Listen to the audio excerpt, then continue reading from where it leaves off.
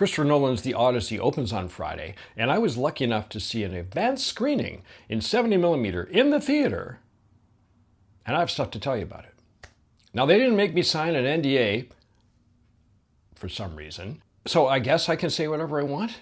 Look, everybody on the internet, as you know, has been talking about this movie for like a year without ever having seen it. It's crazy. How can you take a 3-hour movie, and it's 3 hours, and base your review on it and your criticisms of it on a 2-minute trailer?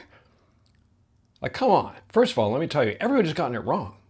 All the critics and all the people on the internet, they've gotten it wrong. They're basing it on this trailer. They don't even understand what's in the trailer. Okay? So let me tell you a few things. Now, I'm going to try and be spoiler-free here, but I think it's fair to say you cannot spoil a story that is 1,000 years old. Hey Siri,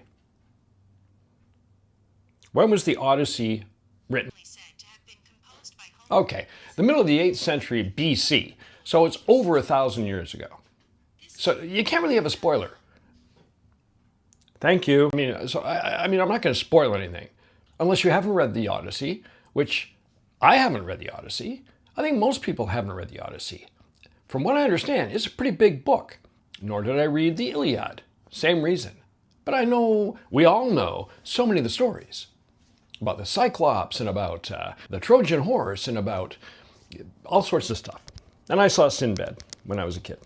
Stop motion. Fantastic. I guess the first spoiler is that the story is basically the same, which is good. People are afraid that he's going to revise and it's going to be awful. Well, he didn't.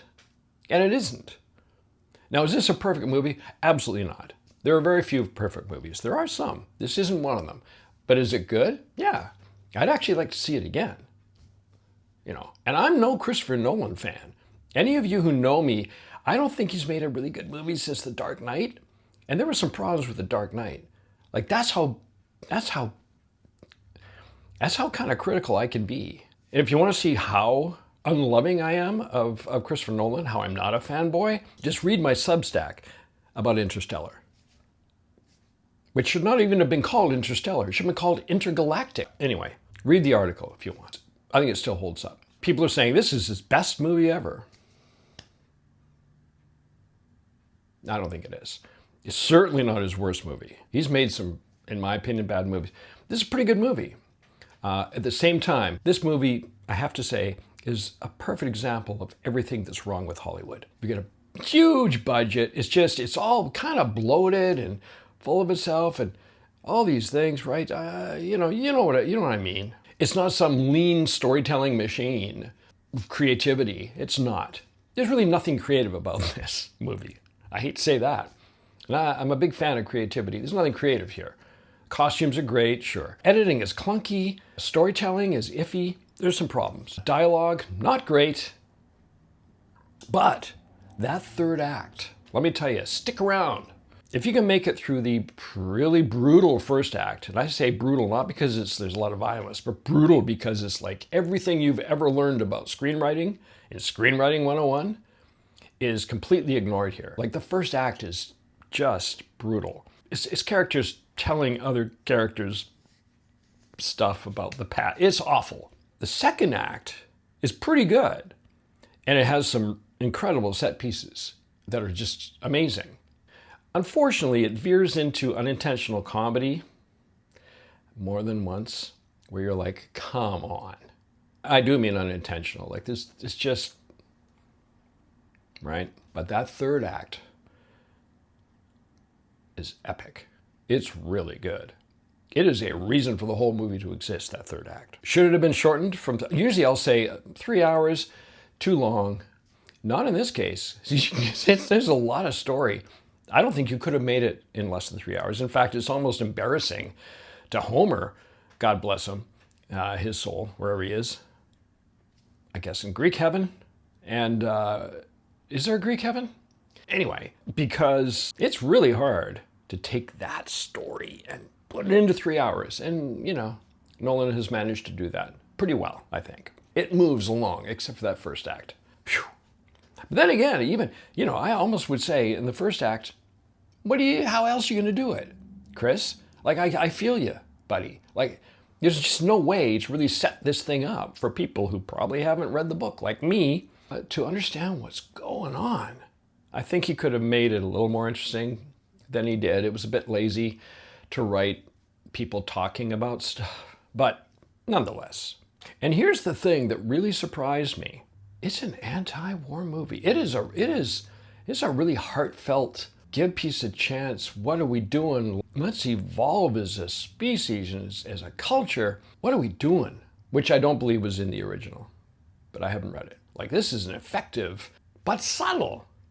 He's subtle about it. It's interesting. I don't even know if most people come out of this saying, yeah, it's anti-war, but it's anti-war. But it's nuanced. Yeah, I really appreciate that a lot about it.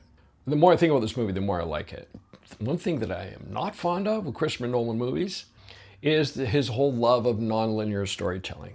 I also love nonlinear storytelling when it's clever and when it works, when it serves the story, not when it obfuscates the story, not when it buries the story, not when it makes the story incomprehensible, or when it's just done because, hey, let's just shuffle the deck. I don't like any of that. And I was afraid that was going to happen in The Odyssey. And in fact, of course, it did happen in The Odyssey. But what I did not realize going in is that that's the way The Odyssey was written. It's like it was written by Christopher Nolan. It's not a straight A to B to C to D story. It jumps around. So it's perfect. No wonder he wanted to make this thing. He's like, oh, did I write this? This is perfect. I don't have to fuck it up. It's already fucked up. It's like pre-fucked up. It's a pretty good marriage there. One thing I'll say, the casting, a lot of problems with casting, people say. I don't agree. I did agree when I saw just the trailer, but having seen the movie, no. I will say one thing, is that I feel bad for the 3 Hollywood actors who are not in this movie. It's like a Woody Allen movie. Everybody's in it. Everybody's in it. The water boy, I think, was frickin' Brad Pitt. Like, it's just, everybody is in it. It's just distracting. It's like, well, how the hell are we going to spend $500 million in this movie? I guess we'll just invite every expensive actor we can onto set. Which apparently is what they did. People talk about, I'm going to have to put in the name of this actor because I've literally forgotten. What is Ellen Page's name now? Hi there. What is Ellen Page's name now? So terrible. Hi, Siri. Hey, Siri. Hey, Siri. Really? You're ghosting me now because of that? Hey, Siri. What is Ellen Page's current name? I found this on the web. Elliot, right. So Elliot Page, as a soldier, Achilles, or whoever people think it is, Elliot Page is not she was not in the 300. God, I'm so sorry. He was not in the 300. Even with CG and an 8-pack, which he has, by the way. Very impressive. He's still not going to be a Spartan warrior.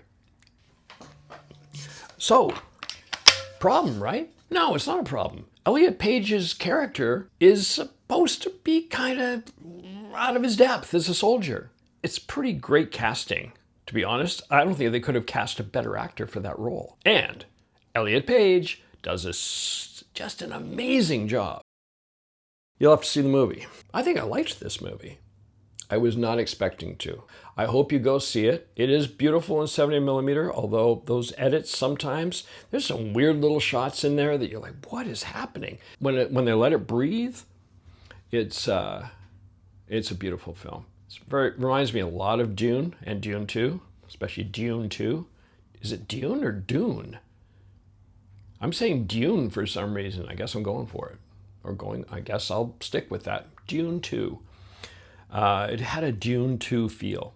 Postscript, if you really want to understand The Odyssey as Homer wrote it without having to read it, I recommend this YouTube video. It's really good. It's just clearer. But see the movie anyway. Maybe do both. Do both. What's with these diphthongs I've got now? Do both. Due south. Your bills are due. Oh. I don't know. Anyway, that's my hot take.